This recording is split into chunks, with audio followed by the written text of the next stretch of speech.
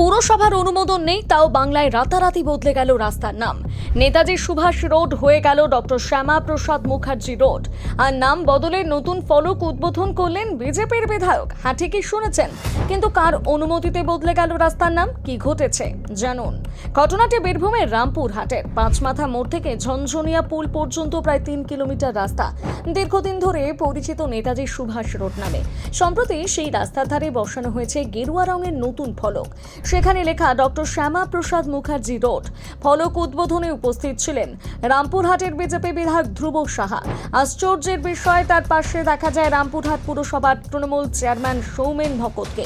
কিন্তু চেয়ারম্যানের দাবি, পুরসভার রাস্তার নাম পরিবর্তনের কোনো অনুমোদনই দেয়নি। বিজেপি বিধায়কের পাল্টা দাবি, পুরসভার নথিতে ওই রাস্তার নাম সংক্রান্ত তথ্য তারা পাননি।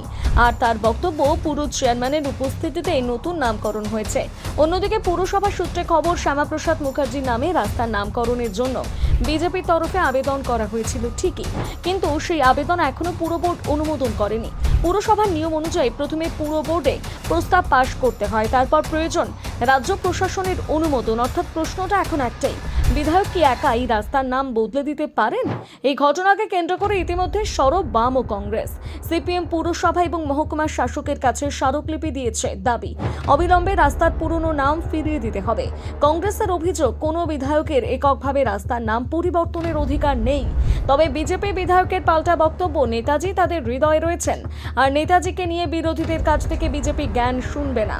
কিন্তু বিতর্ক আরও বাড়ছে অন্য একটি কারণে। নতুন ফলক বসে গেলেও রাস্তার বিভিন্ন দোকান এবং সরকারি সমবায় সংস্থার বোর্ডে এখনও লেখা রয়েছে নেতাজি সুভাষচন্দ্র রোড। আর যখন এই ঘটনা ঘটছে, তখন রাজ্য রাজনীতিতে নেতাজিকে নিয়ে চলছে আরও একটি বিতর্ক। বিজেপির রাজ্যসভার সাংসদ অনন্ত মহারাজ এবং বিজেপির রাজ্য সভাপতি ও সাংসদ শ্রমিক ভট্টাচার্যের মন্তব্য নিয়ে চড়েছে পারদ। তৃণমূল নেত্রী মমতা বন্দ্যোপাধ্যায় অভিযোগ করেছেন, বিজেপি নেতাজিকে অসম্মান করছে। ফলে রামপুরহাটে রাস্তার নাম বদলের বিতর্ক এখন শুধু একটি রাস্তার নামের মধ্যে সীমাবদ্ধ নেই। অন্যদিকে মুখ্যমন্ত্রী শুভেন্দু অধিকারীর স্পষ্ট বক্তব্য, বাংলার মাটিতে সুভাষচন্দ্র বসুকে নিয়ে যারা অপমানজনক, আপত্তিজনক শব্দ প্রয়োগ করলে তা মেনে নেওয়া হবে না। আইন সবার জন্য সমান, সে মন্ত্রী হোক আর সাংসদ। এখন প্রশ্ন উঠছে, নেতাজির নামে থাকা রাস্তার নাম কি সত্যি নিয়ম মেনে বদলানো হয়েছে, নাকি এর পেছনে রয়েছে রাজনৈতিক বার্তা? জানাতে ভুলবেন না আপনার মতামত কমেন্ট করে।